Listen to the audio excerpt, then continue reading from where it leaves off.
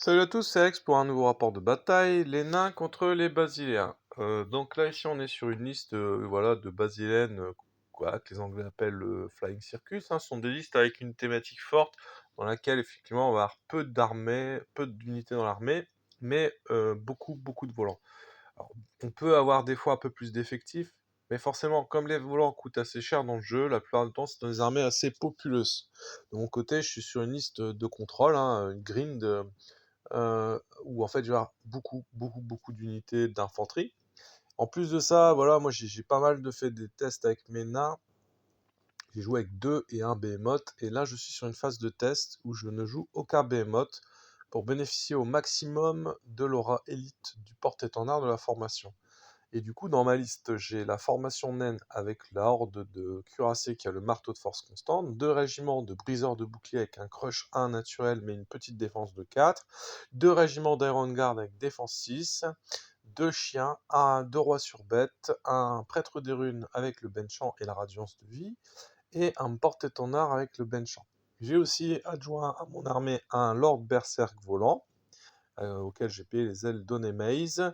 Et dernière chose, je bénéficie d'un régiment de tueurs de trolls avec la potion d'adresse. Alors dans l'idée, j'ai remplacé, en fait j'avais un seul Behemoth dans mon armée, et j'ai remplacé ce dernier Behemoth par le régiment avec la potion d'adresse, plus des chiens supplémentaires. Et du coup, ça m'amène mon nombre de chiens à 7.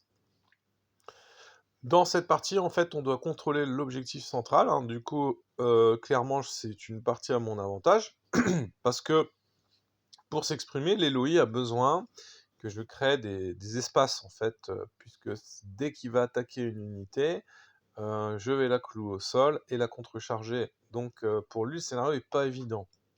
Comme dans beaucoup de parties avec les nains, et je vous invite à le faire, mes 2 rois sur bête, il va y en avoir un de chaque côté, dans un rôle un peu d'essuie-glace.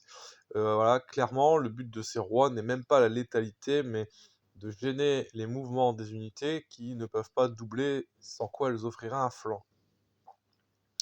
Un des rois sur bête a les bottes de Sir James, c'est celui que vous voyez sur la photo. Et voilà, de son côté, du coup, les premiers tours, Eric essaye d'avancer un peu timidement, il m'envoie quelques boules de feu, des boules de feu que je vais soigner avec la radiance de vie de mon sorcier. Et du coup, clairement, on va avoir 2-3 tours d'observation avec lesquels il va pas se passer grand-chose.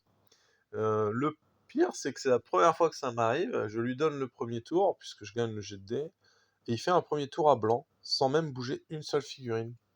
Et je crois que de toute mon histoire de joueur, c'est la première fois qu'une chose pareille m'arrive.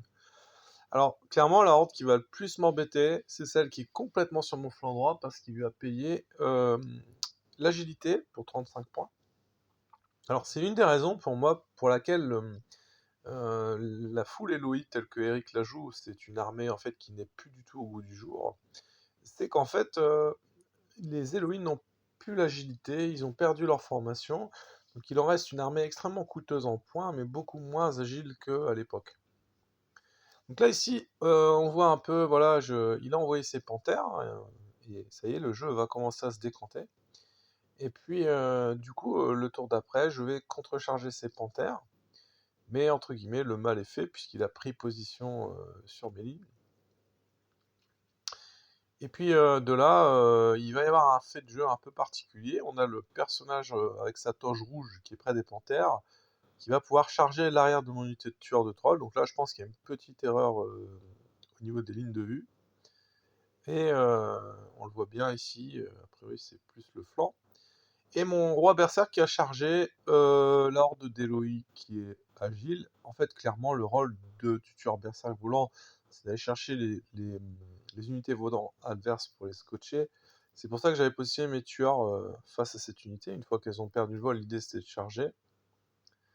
Et de là, je me retrouve avec une horde qui charge mes cuirassiers de face, une qui charge mes cuirassiers de flanc que je n'avais pas vu, et j'ai raté, je n'ai pas réussi à one-shot les panthères malgré le benchant et l'aura élite de mes lanciers.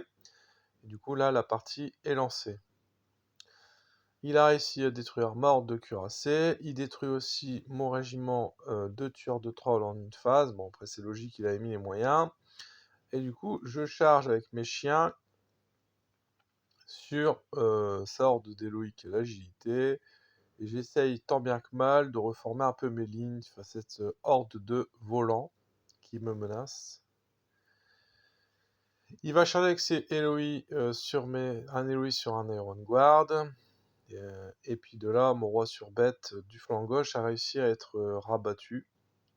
Et alors le pire, c'est qu'avec toute cette perte et le fait que je n'ai fait aucun dégât, je suis toujours dans la partie. C'est toujours moi qui gagne en fait grâce au nombre impressionnant de puissance de contrôle que j'ai dans mon armée.